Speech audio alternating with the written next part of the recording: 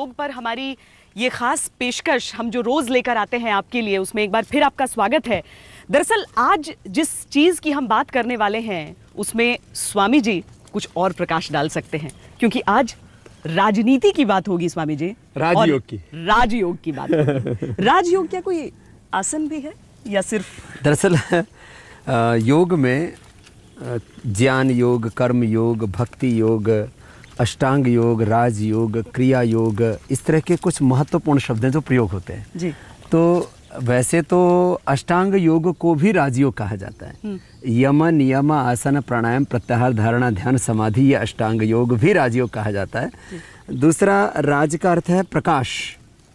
तो अब ये थोड़ा सा आज गड़बड़ हो गया है क्योंकि राजनीति में प्रकाश थोड़ा कम हो गया है, इसलिए राजयोग की वैसे भी ज़्यादा ज़रूरत है। हाँ। तो एक राजयोग का अर्थ अष्टांग योग भी है। दूसरा राजयोग का अर्थ है कि आप प्रकाश में प्रवेश कर रहे हैं, माने असतो माँ सदगमय, तमसो माँ ज्योतिर्गमय, अंधकार से उठ करके प्रकाश में जीना, अज्ञान से उठ करके विवेकपूर्ण जीवन जीना। जितने राजनेता होते हैं उनमें आपसे करीबी बहुतों की दिखती है, लेकिन योग सीखने में दिलचस्पी कितनी की रहती है?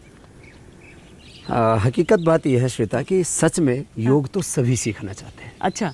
और आपकी जानकारी के लिए थोड़ा थोड़ा योग लगभग सभी करते हैं। सभी? आदरणीय सोनिया गांधी जी करते हैं। अच्छा। क्योंकि उनको जिस तरह से काफ़ी शरीर में प्रॉब्लम है जी। और उससे लड़ने की ताकत उनको योग से ही मिलती है। हाँ। राहुल गांधी जी जो है थोड़ा जिम ज़्यादा जाते हैं। हाँ। क्योंकि अभी शादी नहीं हुई है ना, तो चाहते हैं कि अभी मैं थोड़ा बॉडी थोड़ा और ज़्यादा मेंटेन करके रखूँ। वैसे योग करने से बॉडी और ज़्यादा मेंटेन होती है, ये गलतफहमी है। वैसे थोड़ा बहुत तो योग राहुल गांधी जी भी करते हैं। मोदी जी सही तो बीजेपी के तमाम नेता हों, चाहे और दूसरे लोग हों, कम्युनिस्ट लोगों को थोड़ा सा भ्रांति हो गई थी, अभी वो भी दूर हो रही है। हाँ। लगभग कमोबेश थोड़ा थोड़ा योग सभी करते हैं। सूर्य नमस्कार को लेकर विवाद क्या है स्वामी जी? क्यों? सूर्य को प्रणाम करना। हाँ। जैसे इधर सूर्य है तो बोले तो सूर्य को प्रणाम करना प्रकृति है। पहली बात तो यह है कि सूर्य को प्रणाम करने के लिए कोई विधान ही नहीं है जी योग में। हाँ। योग के मूल ग्रंथ क्या है? योग के आदि प्रवक्ता स्वयं भगवान है, जिनको हिरण्यगर्भ कहा जाता है। माने ऋग्वेद से योग शुरू हुआ। ऋग्वेद में कहीं पर भी ऐसा कोई सूर्य नमस्कार का विधान नहीं है। फिर उसके बाद में योग का जो सबसे बड़ा ग्रंथ आता है वो योग दर्शन है, उसमें कहीं योग का विधान, सूर्य नमस्कार का विधान नहीं। फिर हठ योग दीपिका है, फिर घिरण्य संहिता है, फिर वशिष्ठ संहिता है, शिव संहिता है, माने गोरक्ष शतक है। योग के ऐसे प्रामाणिक ग्रंथ हैं ये। इनमें कहीं पर भी, भगवत गीता में कहीं पर भी सूर्य नमस्कार आता ही नहीं है। माने सूर्य नमस्कार नाम का शब्द ही नहीं है ये पूरे योग शास्त्र में। तो फिर ये कहाँ से आया? ये एक एक्सरसाइज है। हाँ। अब आप इसको सूर्य की तरफ मुंह करके कर लो, सूर्य की तरफ पीठ करके कर लो। हाँ। आप उत्तर पूर्व पश्चिम सारी दिशाओं में तो परमात्मा है। हाँ। आप किधर भी जो है आप सूर्य नमस्कार कर लीजिए। पहली बात तो सूर्य नमस्कार का पहली बात तो कहीं शास्त्र में विधान नहीं है। चलिए विवादों से अलग हटकर हम आपको दिखाते हैं और बताते हैं उन राजनेताओं के बारे में जो न सिर्फ देश बल्कि विदेश में भी योग के जरिए अपने जीवन को बेहतर बनाना चाहते हैं और उस तनाव से मुक्त होना चाहते हैं। देश विदेश में कौन है वो राजनेता, आप भी देखिए।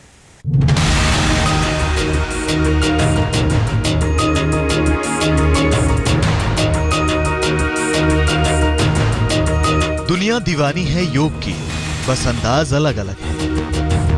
दुनिया के बड़े बड़े राष्ट्राध्यक्षों से लेकर भारत के मंत्री, सांसद और पार्टी नेताओं तक ज्यादातर राजनेता तनाव से मुक्ति के लिए योग का सहारा लेते हैं। दुनिया के सबसे बड़े ताकतवर मुल्क के राष्ट्रपति ओबामा फिटनेस पर खास ध्यान देते हैं। घड़ी के कांटे जैसे ही इशारा करते हैं वो सारे काम रोककर निकल पड़ते हैं फिटनेस के रास्ते पर। इतना ही नहीं, व्हाइट हाउस में अक्सर योग का आयोजन भी किया जाता है, जिसकी कमान मिशेल ओबामा के हाथ में होती है। रूस के पूर्व राष्ट्रपति पुतिन की फिटनेस का फंडा तो जग जाहिर है, लेकिन 42 साल के रूस के मौजूदा राष्ट्रपति दिमित्री मेदवेदेव तो योगा मैन के नाम से भी जाने जाते हैं। मेदवेदेव का अंदाज और निराला है। उनका प्रचार करती चीयर लीडर्स, जिन्हें मेदवेदेव गर्ल्स कहा जाता है, योगासन करते हुए लोगों से वोट मांगती हैं। योग भारत की धरती पर जन्मा और यहीं से उसने दुनिया भर में विस्तार किया। देश के लिए ओलंपिक पदक जीतने वाले और मौजूदा मोदी सरकार में मंत्री राज्यवर्धन सिंह राठौर भी योग के लिए पहचाने जाते हैं। जब वो शूटर थे तब योग उन्हें एकाग्रचित्त बनाता था। अब जब वो मंत्री हैं, योग उन्हें ऊर्जा देता है। बीजेपी के 2 बार सांसद रह चुके पूर्व क्रिकेटर नवजोत सिंह सिद्धू राजनीति के अलावा और भी कई जिम्मेदारियां निभाते हैं, लेकिन दिन की शुरुआत उनकी भी योग से ही होती है। राजनीति की जिम्मेदारियां तनाव के बड़े बड़े झटके लेकर आती है, लेकिन योग मन को शांत करता है। दुनिया में योग का राज है और राजयोग की चाहत सबको है। आज तक ब्यूरो। आज की जो पीढ़ी है वो जिम समझती है कि एक दिन आपने पेट पर कंसंट्रेट किया, एब्स किया, एक दिन कार्डियो किया, एक दिन आपने आर्म्स किए। योग में कैसे समाहित किया जाता है इसको? देखिए, एक दिन कुछ नहीं होता है। हाँ।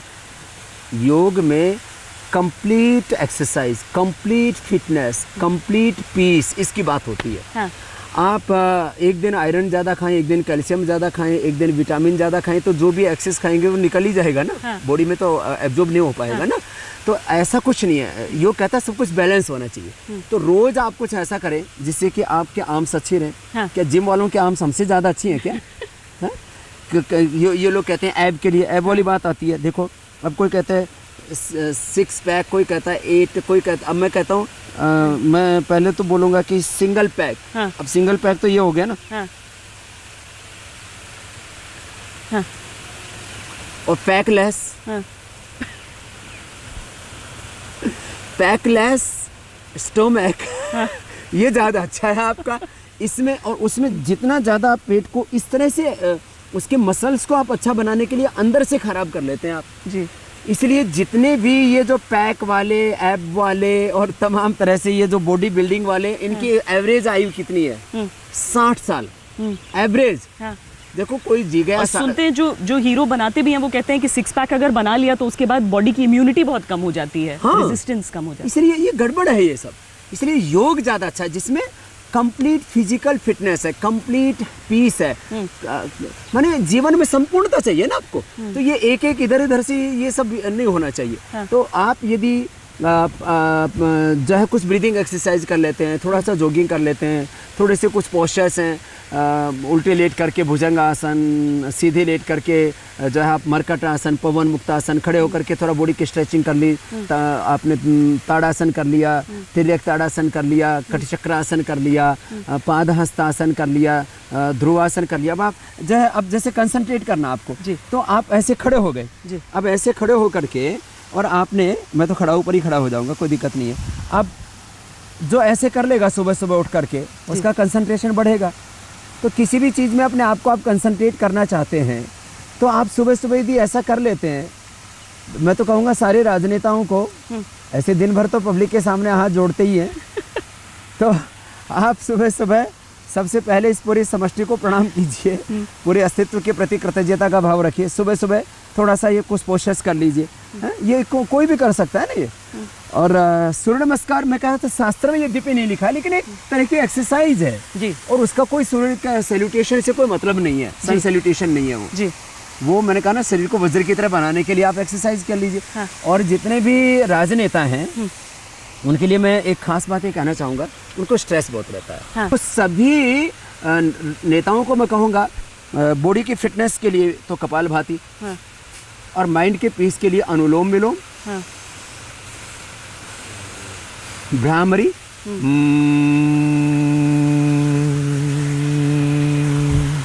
उद्गीत, ओम, ये 3 तो प्राणायाम, थोड़ा सा सांसों पर ध्यान, तो ये राजयोग हो जाएगा।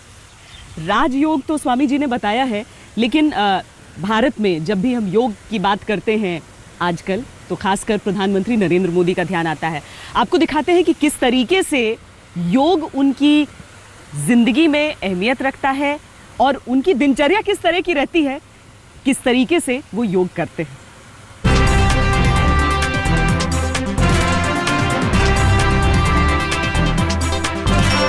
रात कितनी भी तनावों में गुजरी हो, तड़के सुबह का योग प्रधानमंत्री नरेंद्र मोदी को तरोताजा कर देता है। एक अरसे से योग उनकी जिंदगी का हिस्सा है और वो खुद मानते हैं कि ये योग ही उनकी ताकत है। वो मेरा रूटीन लाइफ है। वो बात से नहीं है कि बचपन में हम आरएसएस में जाते थे, वहीं से ट्रेनिंग हुई, बाद में जीवन भी उस दिशा में ले जाने का मेरा प्रयास था। तो मेरे जीवन का वो हिस्सा है, लेकिन इन दिनों काफी डिस्टर्ब है। नरेंद्र मोदी गुजरात के मुख्यमंत्री थे तब भी, और अब जब देश के प्रधानमंत्री हैं तब भी योग से ही उनके दिन की शुरुआत होती है। योग की ऊर्जा से भरे प्रधानमंत्री दिन में जरा भी नहीं सोते और देर रात तक काम करते रहते हैं। आज जो दायित्व मिला है, मैं आपको विश्वास दिलाता हूं कि जब 2019 में हम मिलेंगे, मैं आपको, देशवासियों को फिर एक बार मेरा रिपोर्ट कार्ड दूंगा। परिश्रम की पराकाष्ठा करूंगा, अपने लिए नहीं, देश के लिए जीऊंगा। काम करने की ललक प्रधानमंत्री नरेंद्र मोदी को 3 या 4 घंटे से ज्यादा सोने नहीं देती। जानकारों के मुताबिक इतनी नींद स्वास्थ्य के लिहाज से काफी नहीं होती। लेकिन लोकसभा चुनावों की धुआंधार रैलियां हों या प्रधानमंत्री बनने के बाद लगातार विदेशी दौरे, मोदी की ऊर्जा में कभी कोई कमी नजर नहीं आई। बिना थके, बिना रुके वो खुद भी निरंतर काम करते रहते हैं और दूसरों के लिए प्रेरणा भी बनते हैं। शरीर का प्रत्येक कण, समय का प्रत्येक पल, पार्टी ने जो दायित्व दिया है उसके लिए पूरा करने में कोई कसर नहीं छोड़नी चाहिए।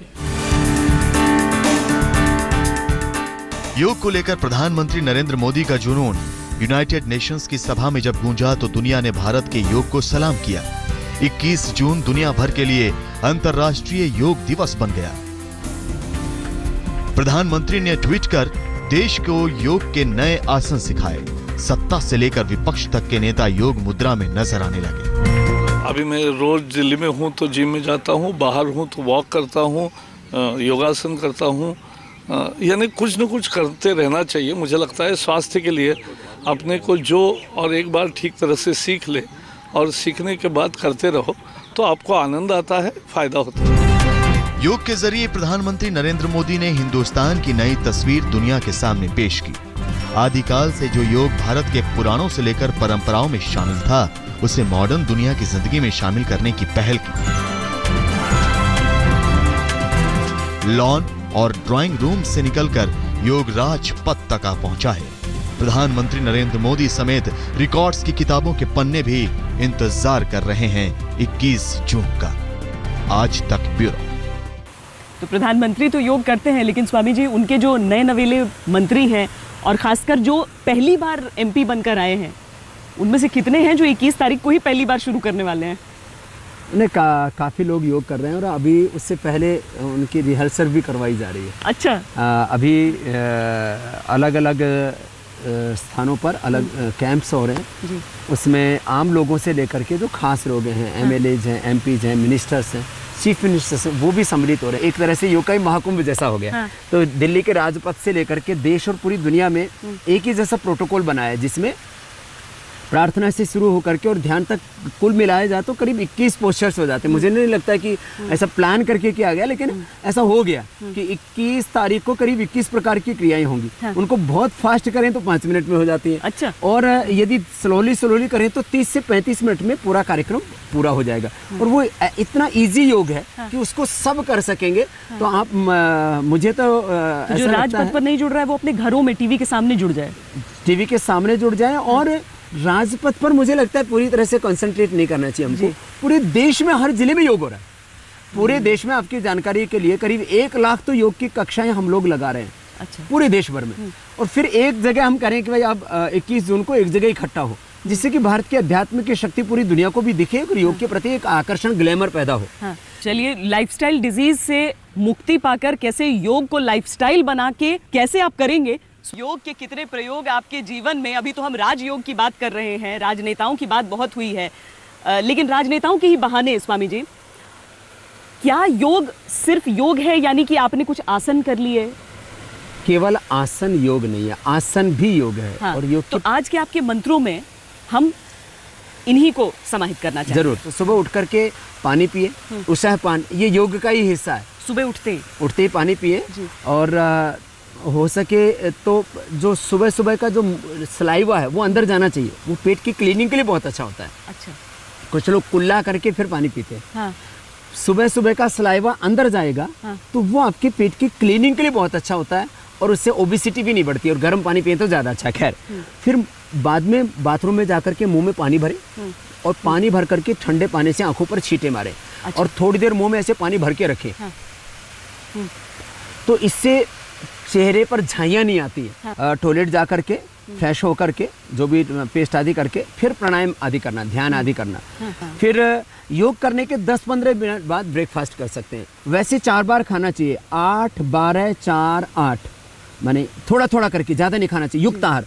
फिर उसके बाद में दोपहर को हल्का खाना लिया, उसमें खाने में चबा चबा के खाना खाना चाहिए, जितना सलाइवा ज़्यादा मिलेगा, न खाते खाते चीज़ लिक्विड हो जाए, तो चबा चबा करके खाना खाना चाहिए। और उस समय गुस्सा नहीं करना चाहिए, उस समय बोलना भी नहीं चाहिए। हमारे यहाँ कहते हैं मौन रह करके खाना खाना चाहिए। पहले आप सलाद हैं, फल हैं, इनको ले लीजिए, और फिर जो भी आपको हलवा या कोई और मिठाई आदि खानी है तो थोड़ी मात्रा में खाएं। डायबिटीज़ वालों को भी यदि मिठाई खानी है तो फिर उस दिन वो बाकी कार्बोहाइड्रेट ना लें। दोपहर के खाने के बाद छाछ, सुबह के खाने में यदि दही, और रात के खाने में दूध लेते हैं, और सुबह उठ के पानी पीते हैं, तो कहते हैं वैद्य के पास जाने की जरूरत नहीं पड़ती। निषादौ पिबेत वारी निशांते पिबेत पया भोजनांते पिबेत तक्रम वैद्य से किम प्रयोजनम। बहुत बहुत धन्यवाद स्वामी जी। आज की हमारी इस पेशकश में इतना ही, लेकिन योग दिवस से पहले आज तक की ये मुहिम है कि आप जुड़े और योग को अपने जीवन से जोड़ें। उसमें हम आपकी कितनी मदद कर सकते हैं, ये बस हमारी कोशिश है। फिलहाल इतना ही। देश और दुनिया की बाकी खबरों के लिए आप देखते रहिए आज तक।